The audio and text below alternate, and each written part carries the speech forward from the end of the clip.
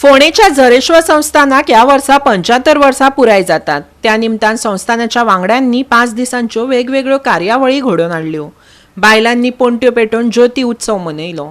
100 वयर बायलांनी ह्या उत्सवात वांटो घेतलो। पळयात कांय भक्तिमय खीण।